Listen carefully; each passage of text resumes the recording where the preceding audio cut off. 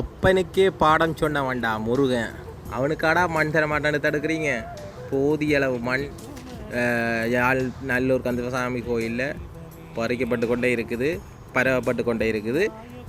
எந்தவித தடங்களும் இல்லாமல் போதிய அளவில் மண் இருக்குது. இந்த அற்ப பிசிறுகள் கொஞ்சம் இந்த காணொலியை பார்த்துட்டு மூடிட்டு இருங்கடா. இவர் சொல்கிறது வேறு எந்த ஊரை பற்றியும் இல்லை, எங்களுடைய சொந்த ஊரை பற்றி தான் இவர் சொல்கிறார். ஒரு விஷயம், முதலாவதாக இந்த மணல் ஏற்றுறதால எங்களுடைய பிரதேசம் எந்த அளவுக்கு பாதிக்கப்பட்டிருக்குன்னு சொல்லி நான் சில ஃபோட்டோஸை காட்டிட்டு அதுக்கு பிறகு விஷயத்தை கதைக்கிறேன்.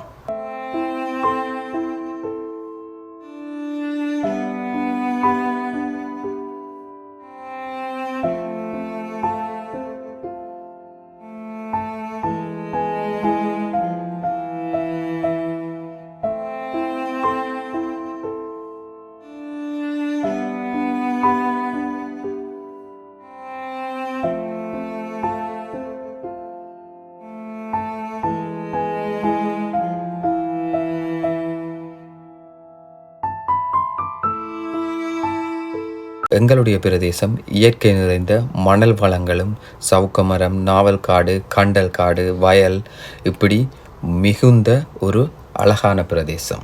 அந்த பிரதேசத்தை பற்றி தான் இவர் இதில் கதைக்கிறார். அப்படி இருக்கக்கூடிய எங்களுடைய பிரதேசம் இப்போ பார்த்தீங்கன்னு சொன்னால் நிறைய எனக்கு தெரிஞ்சு பெரிய பெரிய மணல் கும்பிகளாக இருந்த இடங்கள் எல்லாம் இப்போ இல்லாமையே போயிட்டுது.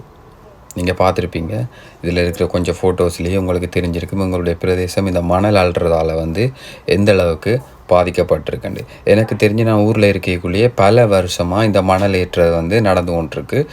முதல் அதிகாரிகளின் அனுமதியோடு தான் நடந்தது. இருந்தாலும் அந்த அதிகாரிகளின் அனுமதியோட நடக்கைக்குள்ளேயே அந்த மணல் விற்கிறதன் மூலமாக ஈட்டப்பட்ட வருமானத்தின் மூலம் எங்களுடைய பிரதேசம் அபிவிருத்தி செய்யப்பட்டது ஒன்று சொல்லி பார்த்தீங்கன்னு சொன்னால் கண்டிப்பாக இல்லை. இன்னொரு விஷயம், நானும் சைவந்தான். உங்களோட நல்லூர் முருகன் வெளியில் ரோட்டை சுற்றி கொண்டு மண் கொட்டினா தான் நான் வெளியில் தேரில் உலா வருவேன்னு சொல்லி சொன்னவரும். அடுத்தவங்களுடைய வாழ்க்கையை அழித்து அவர்களுடைய எதிர்காலமே அந்த ஊரில் இருக்கக்கூடியவர்களுடைய எதிர்காலம் கேள்விக்குறியாக இருக்கக்குள்ள உங்களோட முருகன் அவங்களோட மண்ணை பறித்து கொண்டு ரோட்டில் கொட்டினா தான் நான் வீதி உலா வருவேன்னு சொல்லி சொன்னவரும். அடுத்தவங்களோட வாழ்க்கையை அழித்து அந்த அளவுக்கு கோயிலுக்கு நல்லது செய்யணும்னு சொல்லி எங்களோட கடவுள் சொல்லல. இந்த சமூக வலைத்தளங்களில் பார்த்தீங்கன்னு சொன்னால் தேவையில்லாமல் மதவாதம், பிரதேசவாதம் என்று சொல்லி நிறைய உருவாக்கப்பட்டிருக்கு. இது மதவாதமோ பிரதேசவாதமோ இல்லை.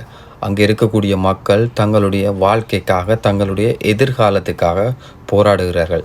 ஏனென்று சொன்னால் இதற்காக வாய் திறக்க வேண்டிய அதிகாரிகள் வாயை மூடிக்கொண்டிருக்கிறதால மக்கள் தங்களுடைய பிரச்சனைகளுக்காக தாங்களே குரல் கொடுக்கிறார்கள். இந்த சமூக வலைத்தளங்களில் கதைக்கக்கூடிய நிறைய பேரை பார்த்தீங்கன்னு சொன்னால் அம்பன் குடத்தன் நார்கோவில் எந்த பக்கம் இருக்குன்னு சொல்லியே அவங்களுக்கு தெரியாது. அந்த பிரதேசம் எப்படியான ஒரு நிலைமையில இப்போ இருக்குன்னு சொல்லியும் தெரியாது. நான் இருக்கைக்குள்ளேயே பார்த்தீங்கன்னு சொன்னால் எங்களோட ரோட்டுக்குள்ளேயெல்லாம் சைக்கிளில் போகிறதே கஷ்டம். ஏன்னு சொன்னால் அப்படி பள்ளமும் புட்டியுமாக தான் இருக்கும். ஏன்னு சொன்னால் டிப்பர், டிராக்டர்ன்னு சொல்லி ஒரே மண் ஏற்றி கொண்டு போக்குவரத்தாக தான் இருக்கும். இந்த மணல் ஏற்றுறது ஒரு நிலமட்டத்திலேருந்து ஒரு குறிப்பிட்ட அளவுக்கு ஏற்றினா பரவாயில்லை.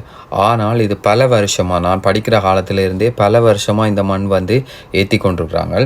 இப்போ பார்த்தீங்கன்னு சொன்னால் அது நிலமட்டத்தில் இருந்து பல அடி பள்ளமாக போயிட்டுது.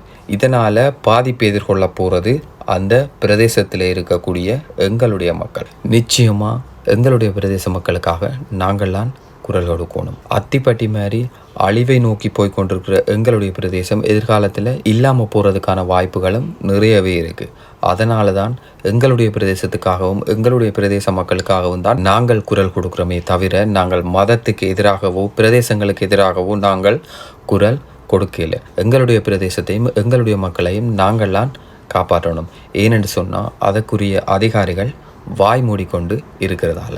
கண்டிப்பாக இந்த வீடியோ மூலம் தெரியாத யாழ்ப்பாணத்தில் இருக்கிற நிறைய பேருக்கு இது ஒரு மதவாதமோ அல்லது பிரதேசவாதமோ இல்லை, மக்கள் தங்களுடைய எதிர்காலத்திற்காக குரல் கொடுக்குறாங்க என்றதை நிச்சயமாக நீங்கள் புரிஞ்சு கொள்வீங்கள் என்று சொல்லி நினைக்கிறேன். தேங்க்யூ.